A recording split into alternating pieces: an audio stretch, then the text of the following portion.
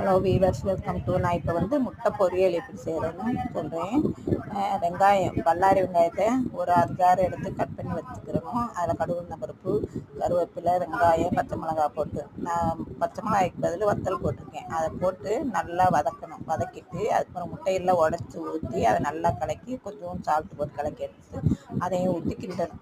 கிண்டிக்கிட்டே இருந்தோம்னா அப்படியே முட்டை முட்டையாக வரும். அதை எடுத்து அதுக்கப்புறம் கொஞ்சம் சிம்மில் வச்சு நல்லா வதக்கிட்டு மல்லித்தலையை போட்டு கொஞ்சம் காரப்பொடி, மிளகு பொடி, உப்பு, மஞ்சள்தூள் எல்லாத்தையும் போட்டு அப்படியேவும் வதக்கி எடுத்து வச்சோம்னா மிகவும் ருசியாக இருக்குது. இது மாதிரி நீங்களும் செஞ்சு பாருங்கள். இது வந்து ரசம் சாதம், சாம்பார் சாதம் எல்லாத்துக்கும் நல்லாயிருக்கும். இந்த சேனல் பிடிச்சிருந்தால் லைக் பண்ணுங்கள், ஷேர் பண்ணுங்கள், சப்ஸ்கிரைப் பண்ணுங்கள். தேங்க்யூ.